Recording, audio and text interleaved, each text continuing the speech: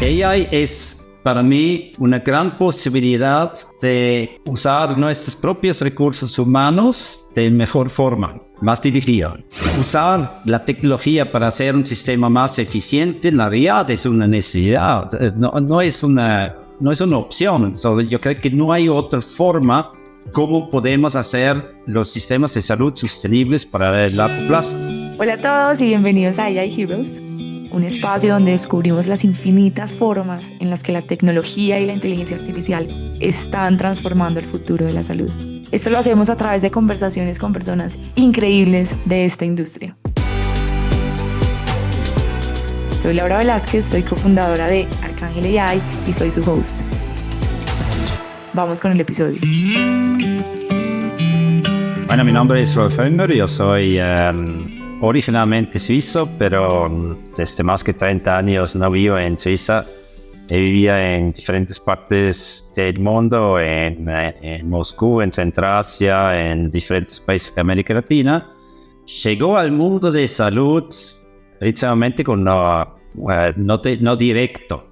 Yo quise ser médico, no conseguí ser médico por diferentes razones en la familia y hice economía, fue a hacer otras cosas en otra empresa, representando otras empresas en Moscú.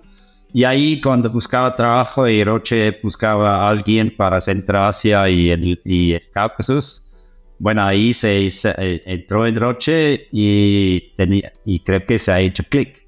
Se conectó de nuevo en lo que originalmente quise hacer y por eso me quedo en los últimos más que 30 años ahora en Roche, haciendo lo que más me gusta, es tratar de cambiar vidas y cambiar sistemas de salud. Yo creo que con más experiencia, menos es el individual, más es pensar en qué podemos hacer para que más gente tenga acceso, y eso va a través de reformar o ayudar a reformar y ayudar a repensar salud como un tema mayor en sistémico. Acabas de decir algo que resuena mucho con lo que a mí me gusta, que es incrementar el acceso.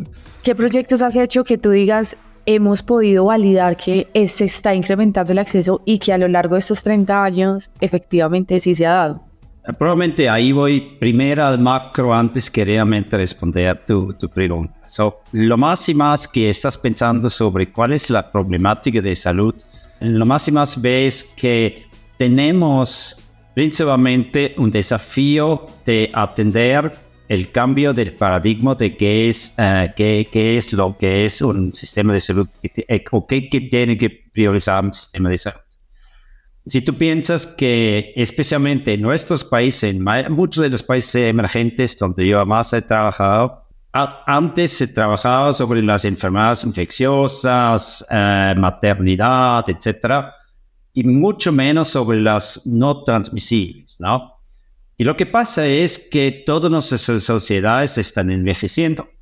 Y cuando tú piensas en una sociedad que envejece, lo que está pasando es que las enfermedades que tienes que tratar como sistema de salud son los no transmisibles. Ahí hablamos de diabetes, de cardiovasculares, de obesidad, de cáncer.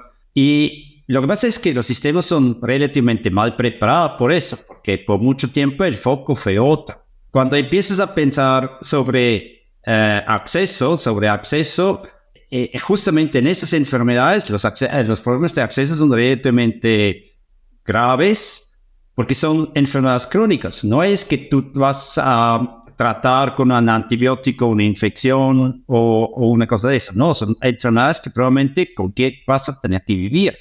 Entonces es crónico. Y la mayoría de las personas no pueden pagar eso de su propio bolsillo, y especialmente después de las enfermedades de alto costo, que como se dice, que son digamos que te pueden ser catastróficos, que también es otra palabra que se usa. Si tú tienes un cáncer y te tienes que hacer una operación, tienes que hacer radioterapia, tienes que hacer quimio, tienes que hacer los nuevos tratamientos, todo eso. Es ninguna persona solo, o casi ninguna persona solo va a poder financiar. Entonces, el desafío es, ahí se depende de un sistema de salud de alguna forma organizado o pagado por el Estado y por la colectividad. Pero ¿cuál es el desafío que tenemos? Es que, y hay un análisis que dice que en promedio el sistema de salud gasta 80% de su presupuesto en edificios y salarios. Es un poco exagerado, pero más o menos es esto. Y 20% donde hay la innovación. ¿Y la innovación dónde pasa? En la parte de diagnóstica, en la sala de cirugía y en tratamientos. El profesor Rifat Atun de Harvard tiene una gráfica que muestra un hospital hace 100 años y un hospital hoy, y dice, mira, hay muchas similitudes, pero no en la parte de esas tres cosas. En la parte de diagnóstica, es decir, salas de cirugía y tratamientos, hay una enorme diferencia.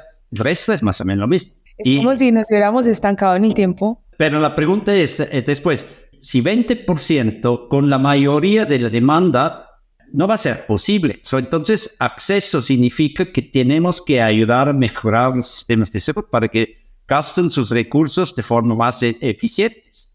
Y ahí viene toda la discusión. ¿Cómo lo hacemos? Es donde entra la tecnología.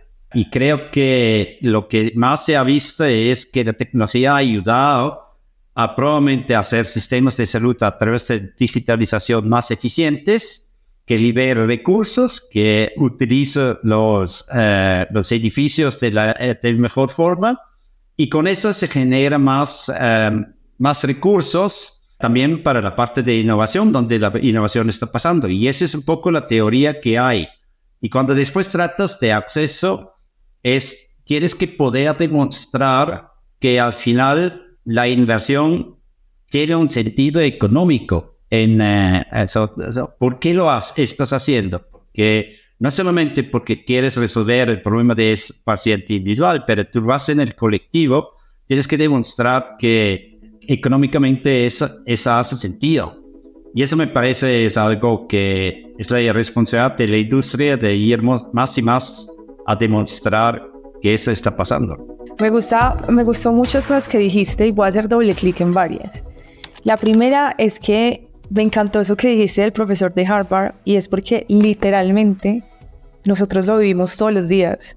Es muy poquito el porcentaje que tú ves que se ha transformado a lo largo de los años para beneficio de todos como pacientes. En cuanto a infraestructura son más edificios, pero no necesariamente quiere decir que seamos más eficientes. Entonces, ¿tú por qué crees que no se destina un budget específico para innovar en este campo? Creo que hay varios temas ahí. La mayoría de los ministros de salud en el mundo son médicos, no son economistas.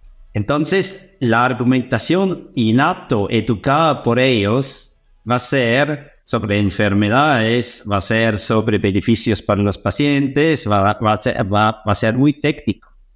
El problema es quien financia normalmente piensa económicamente.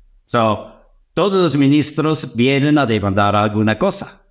Entonces, ¿cómo yo priorizo? Si yo veo salud como un gasto y no como una inversión, para mí salud va no ganar prioridad, porque probablemente hay otro ministro, el de educación dice, mira, si no educamos a las personas, no vamos a tener a la gente educada, eso afecta la productividad y entonces necesita más plata para educación. El ministro de Salud, Nadia, podría hacer la misma argumentación, pero ¿cuántas veces escuchamos eso en los medios, etcétera, ¿no? Si tú tienes una población que no está sana, esa población no está tan productiva. Por ejemplo, una persona que tiene, digamos, un cáncer detectado tempranamente, hoy se puede curar en muchos de ellos, por cirugía, por las terapias que existen. Si es tardíamente detectado, probablemente la única cosa que podemos hacer es prolongar la vida, hacer algo por los síntomas, etcétera, pero al final no la vamos a salvar. Entonces, esas personas se mueren prematuramente. Entonces, quien pierde es la economía. No solamente por la inversión que hacen, pero también porque esa persona no va a conseguir trabajar, no va a poder contribuir. Entonces, la argumentación que necesitamos tener desde el punto de vista económico en salud es igualmente importante como en educación. Yo me acuerdo en la universidad, primera clase macroeconomía, fue súper interesante y se quedó conmigo. Dice, mira, puedes hacer todos los análisis del mundo y todo eso, pero básicamente si quieres desarrollar un país, hay 3 cosas que tienes que hacer si piensas a largo plazo. Es educar, garantizar salud y infraestructura.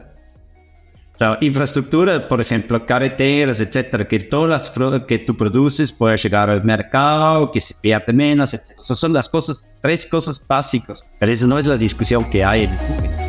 Qué interesante, me encanta lo que me estás diciendo. Algo que mencionaste que me gusta mucho es que una persona enferma reduce su capacidad económica y eso es lo que comúnmente llamamos poverty traps. Te quedas ahí infinitamente. Una cosa para esto, lo es importante es, imagínate que el sistema de salud tienes esa reducción, pero además pide que el resto paga del bolsillo ese tratamiento, entonces vas a hacer toda la familia más pobre.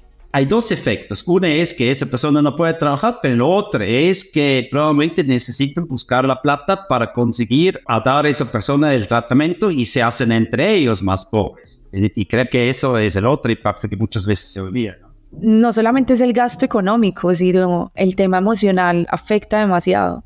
¿Cómo ves tú que nuevas tecnologías como lo es la inteligencia artificial, entre comillas nueva, ¿no? ¿Cómo ves tú que esto genera valor y puede hacer ese cambio? Yo empezaría antes de llegar a la inteligencia artificial, empezamos un poco de tecnología, ¿qué es? Válido. Y te voy a dar un ejemplo. Imagínate, tú no vives en la capital, tú vives en un pueblo afuera.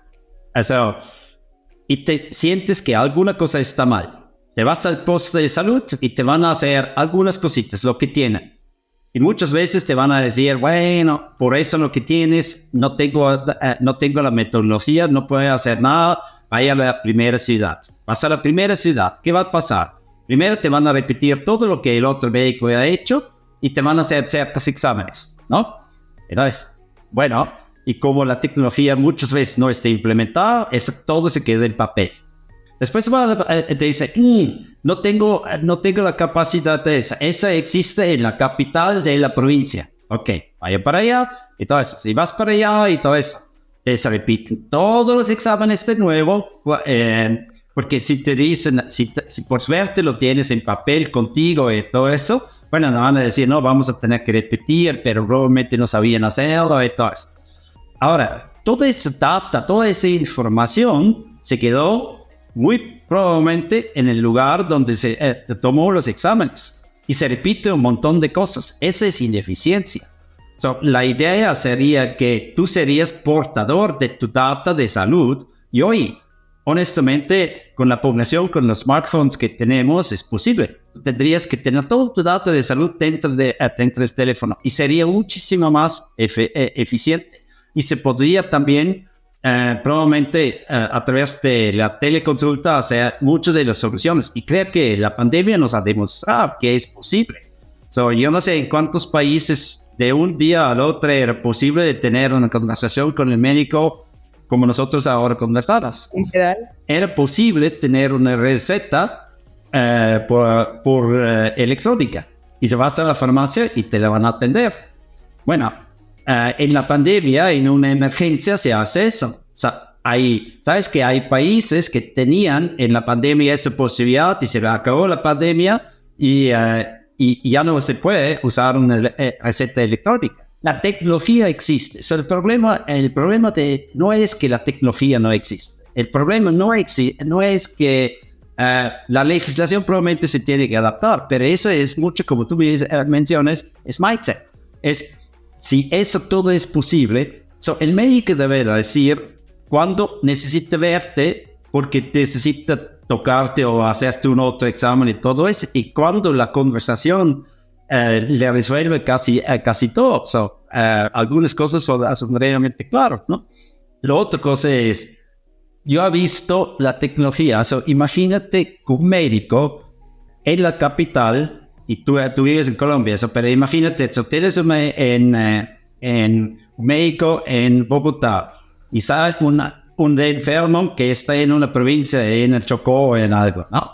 Y entonces, con una enfermera guiada por un médico, probablemente podría resolver el doble de lo que está haciendo hoy. Y ese tipo de tecnología existe y el sistema de salud no la está usando al máximo por falta de visión, otras barreras que pueden existir.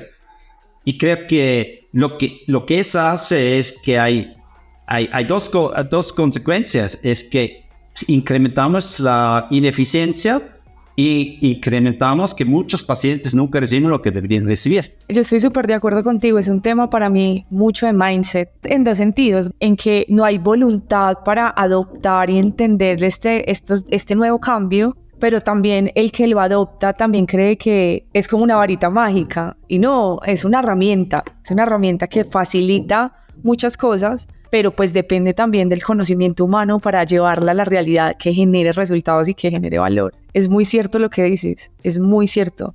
Siento que desde lo que yo he pensado y lo que he aprendido, es un tema de educación un poco, ¿no? Hoy con todos esos desafíos, de nuevo, el entorno es que hay más y más demanda a un sistema de salud. Entonces, usar la tecnología para hacer un sistema más eficiente en la realidad es una necesidad, no es una opción. Yo creo que no hay otra forma como podemos hacer los sistemas de salud sostenibles para el largo plazo. Rolf, bueno, y dentro de, digamos que eliminando un poquito esta barrera del mindset, ¿cómo has visto tú que esto genera resultados de beneficio para el paciente y de eficiencia también, y también en la parte económica, como lo mencionábamos al inicio? Yo creo que existen bastantes ejemplos donde hoy, digamos, telesalud está aplicado. En Brasil hay ciertos ejemplos. Yo creo que hay hospitales que tienen sus filiales y saben que no tienen sus especialistas en todos los lados. Eso funciona. Eso significa que un ahorro para el sistema, un ahorro para el paciente de punto de vista de tiempo, porque ir a la ciudad mayor le cuesta tiempo. Yo creo que ya eso está comprobado que eso se puede hacer. También hay otra forma que está pasando. Lo más que integramos, lo estamos generando mejor data. Y la data nos permite precisamente hacer mejores análisis. Yo he visto en pandemia una de las, cuando hice mi maestría entrevistando a exministros de salud, era muy interesante ver que dicen, mira, en realidad sabemos que no sabemos exactamente qué es la situación en el país porque la data que tenemos es fragmentada y viene tarde. Porque hay cosas que están hechas en manual hasta que esto es digitalizado, eso pasa un par de meses, etc.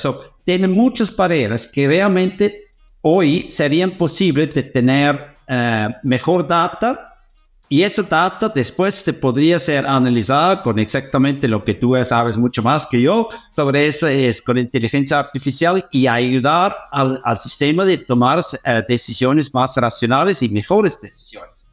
Y creo que esa es parte que nos falta. Lo mismo cosa que pasa es que un hospital que tiene toda su data digitalizada le ayuda muchísimo en la planeación, porque realmente sabe lo que tiene. Sabe lo que es la demanda. No está usando data puramente histórica y experiencia, y muchos de los presupuestos, entre paréntesis, están hechos así. Se toma el año pasado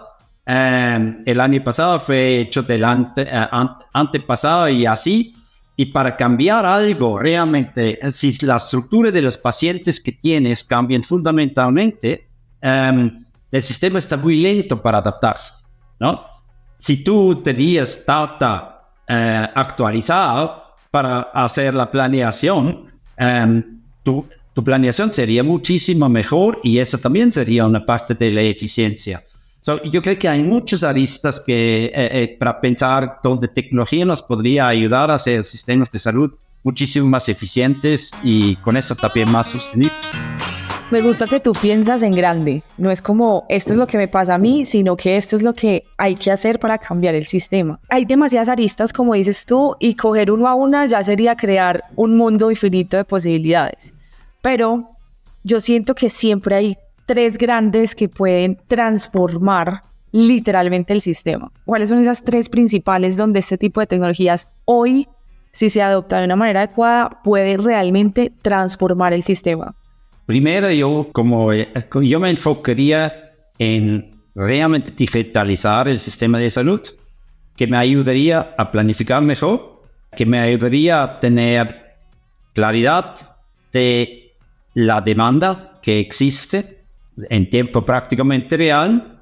La segunda es realmente en mi alocación de recursos. Yo pensaría en cómo conectar a la parte rural, a la parte de, digamos, a las ciudades menores, a los grandes a través de conexión, o sea, la telemedicina y hacer una red en ese sentido. O sea, eso sería desde el punto de vista de salud pública que haría. Y lo otro es usar la información que también existe para tratar de prevenir las enfermedades, ¿no? So, si tú tienes los hábitos de los pacientes, hoy tú puedes ahí tratar de prevenir muchísimo más. Hay algunos experimentos que se están haciendo en ese sentido, ¿no? So, si tú sabes que una persona en la farmacia se compra tal y tal cosa siempre, la pregunta es cómo convertir esa data en algo útil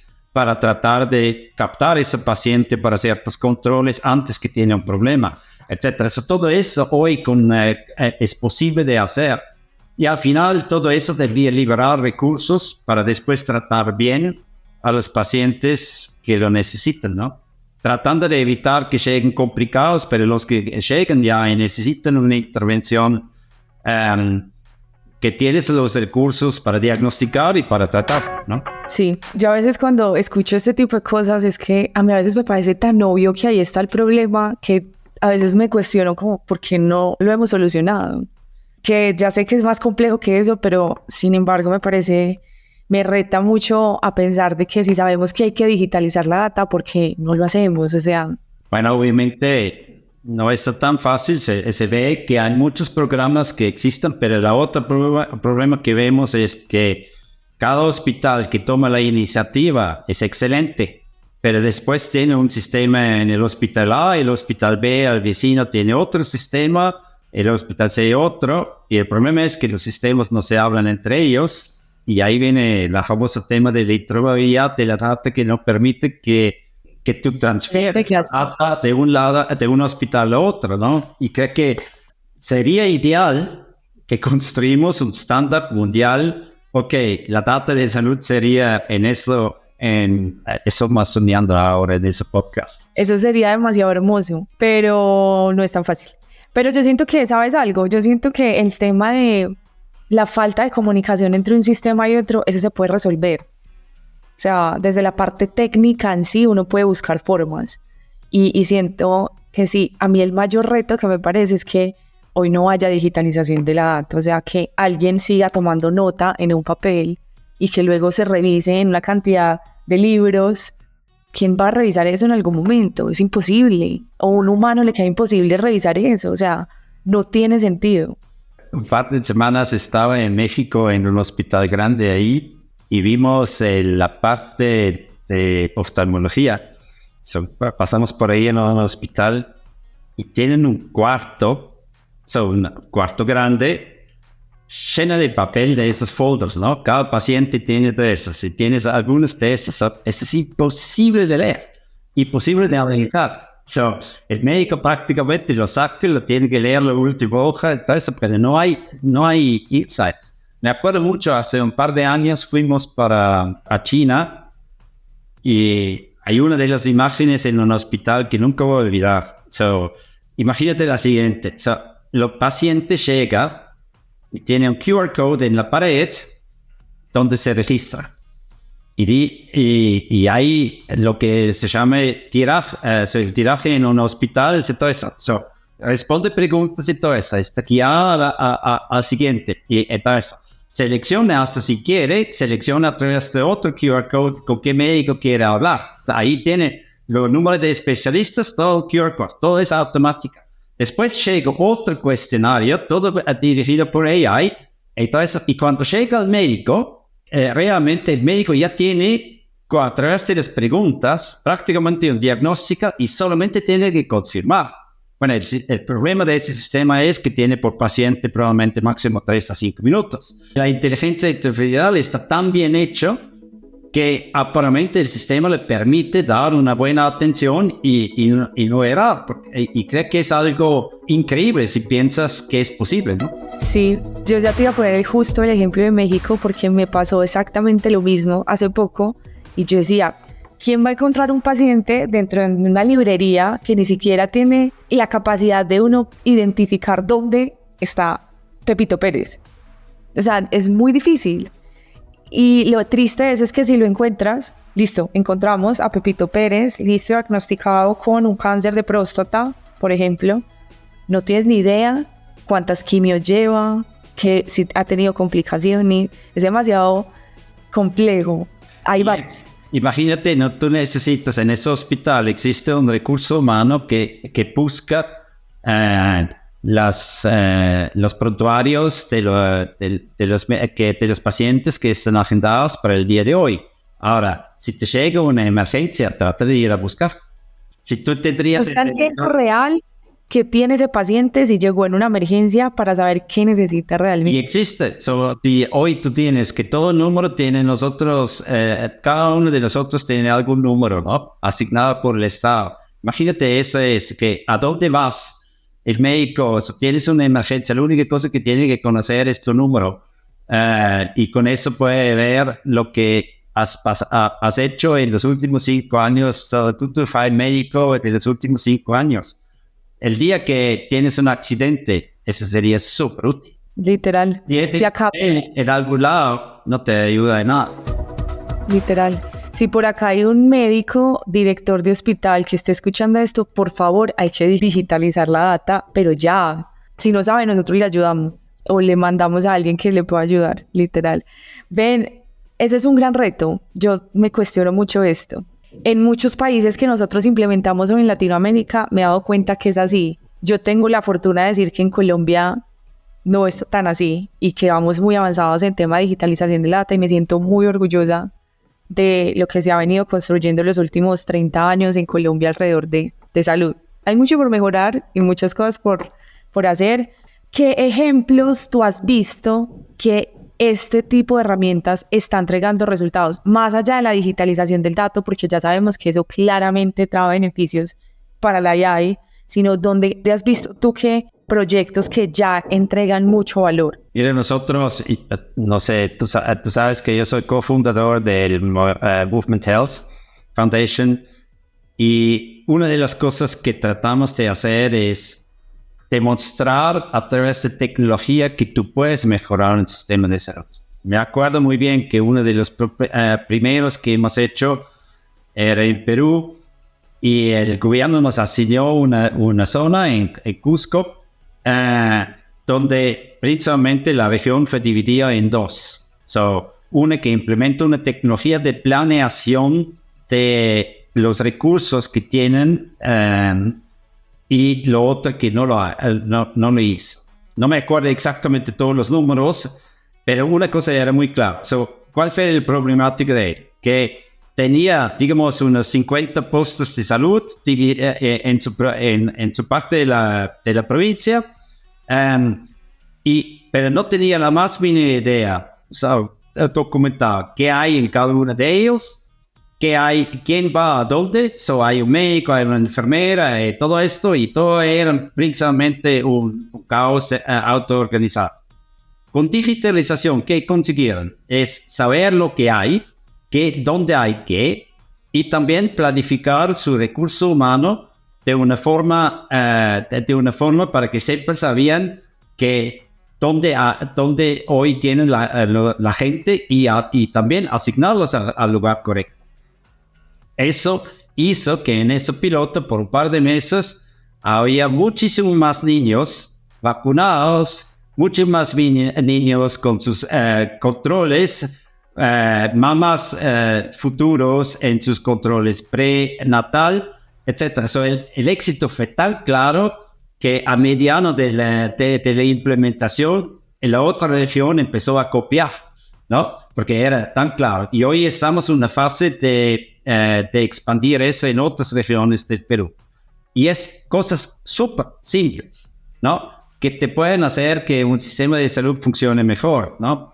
En Colombia estamos trabajando con el gobierno, hicimos un piloto en el Putumayo, donde también precisamente era seguimiento a la gente que tiene problemas de diabetes, de cardiovasculares, hacerlos seguimiento, tratarlos mejor tempranamente, seguirlos para que realmente los que necesitan atención consiguen ser agendados, y los que no necesiten, que estén controlados, que no ocupen los espacios de los otros.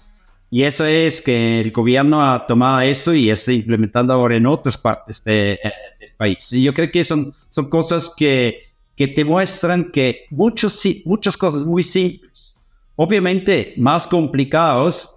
Bueno, un famoso ejemplo en la industria es radiología. O sea, sabemos que la tecnología lee probablemente una radiografía igual o mejor, y pero eso que los radiólogos al final lo pueden ver en los casos que realmente meritan. No tienen que ver todas las cosas de rutina, ¿no?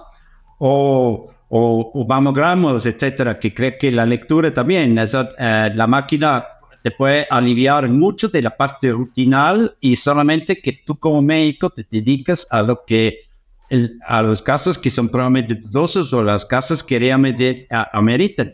Y eso hace sistemas de salud muchísimo más efectivos. Yo creo que son un par de esos ejemplos que son súper importantes, y al final eso genera espacio para que el sistema de salud se dedique a los pacientes que necesitan, y ahí yo creo que podemos usar mejor los recursos que tenemos. Son cosas pequeñas que transforman literalmente. Hay que pensar en eso, que para reformar el mundo, paso por paso, ¿no? Literalmente.